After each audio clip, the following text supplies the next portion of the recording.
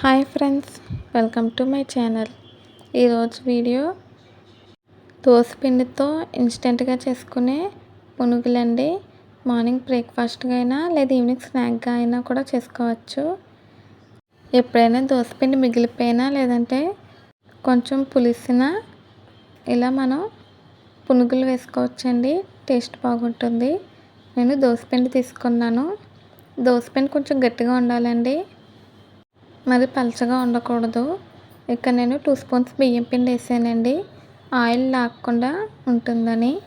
తర్వాత 2 స్పూన్స్ మైదా పిండి వేసానండి కన్సిస్టెన్సీ కోసం. 2 స్పూన్స్ కరాచీ నూక వేసానండి, బొంబాయి రవ్వ. ఇప్పుడు క్యారెట్ ముక్కలు, ఉల్లిపాయ ముక్కలు, సన్నగా తరిగిన పచ్చిమిర్చి, కొత్తిమీర, కరివేపాకు, జీలకర్ర, రుచికి సరిపడా ఉప్పు, కొంచెం వంట సోడా వేసుకొని మిక్స్ చేసుకోవాలండి. బాగా కలుపుకోవాలి.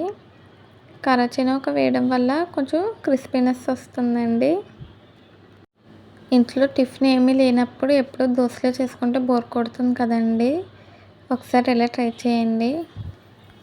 దోసపిండిలో అన్నీ వేసి కలుపుకున్నాక మూత పెట్టుకుని ఒక పావుగంట సేపు రెస్ట్ ఇవ్వాలండి. అప్పుడు ఆ ఉల్లిపాయ ఫ్లేవర్, క్యారెట్ అంతా కూడా ఫ్లేవర్స్ అన్నీ పిండికి బాగా పడతాయి. డీప్ ఫ్రైకి ఆయిల్ పెట్టానండి. ఆయిల్ హీట్ అవుతుంది. మూత తీసి ఒకసారి బాగా మిక్స్ చేసుకోవాలి. ఇక్కడ చూపిస్తాను ఫ్రెండ్స్, ఈ కన్సిస్టెన్సీలో ఉండాలి. ఇలా పునుగులు వేసుకోగలగాలి. ఒకవేళ మీకు పిండి పలచగా ఉంటే ఇంకో స్పూన్ బియ్యం పిండి, ఇంకో స్పూను మైదా పిండి వేసుకుంటే సరిపోతుంది. ఇప్పుడు నేను పునుగులు వేస్తున్నానండి. ఆయిల్ హీట్ అయిపోయింది. హీట్ అయ్యాకనే వేసుకోవాలి. మీడియం ఫ్లేమ్లో పెట్టి ఫ్రై చేసుకోవాలండి. సిమ్లో పెడితే ఎక్కువ క్రంచీగా వస్తుంది. హైలో పెడితే లోపల సరిగ్గా ఉడకదు. అందుకే మీడియం ఫ్లేమ్లో పెట్టి వేయించుకోవాలి. ఇక్కడ చూపించిన విధంగా అన్ని పునుగులు కూడా వేసుకొని వేయించుకోవాలండి. మంచిగా గోల్డ్ కలర్ వచ్చేంత వరకు వేయించాలి. వన్ సైడ్ ఫ్రై అయిపోయినాయి. ఇప్పుడు రెండో సైడ్కి తిప్పుతున్నాను. అన్ని సైడ్స్ కూడా తిప్పుకుంటూ వేయించుకోవాలి. ఇలా దోసపిండితో పునుగులు చేసి పెట్టండి, పిల్లలు కూడా ఇష్టంగా తింటారు. ఇక్కడ నేను ఫ్రై అయిపోయి ప్లేట్లోకి తీసేస్తున్నానండి. ఈ రెసిపీ మీరు ట్రై చేస్తే ఎలా వచ్చిందో కామెంట్స్లో తెలియచేయండి. ఈ వీడియో మీకు నచ్చితే కామెంట్ చేయండి. పునుగులన్నీ కూడా ప్లేట్లోకి తీసాను. ఇప్పుడు రెండో వాయి వేస్తున్నానండి. ఇప్పుడు పిల్లలకి సమ్మర్ హాలిడేస్ కదండి, ఈవినింగ్ స్నాక్గా కూడా ఈ రెసిపీ చేసుకోవచ్చు. లేదంటే ఉదయం టిఫిన్గా కూడా చేసుకోవచ్చండి. మీరు కనుక మా ఛానల్ ఫస్ట్ టైం చూస్తున్నట్టయితే ప్లీజ్ లైక్, షేర్, సబ్స్క్రైబ్ చేయండి.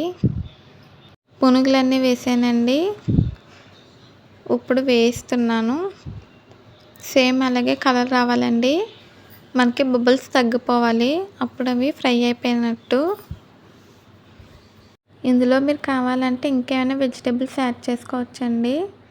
పిల్లలు ఏమైనా వెజిటేబుల్స్ తినలేనివి ఇలా దోసపిండిలో పునుగుల్లా చేసుకున్నప్పుడు వెజిటేబుల్స్ వేసుకుని చేస్తే పిల్లలు కూడా తినడానికి ఇష్టపడతారు.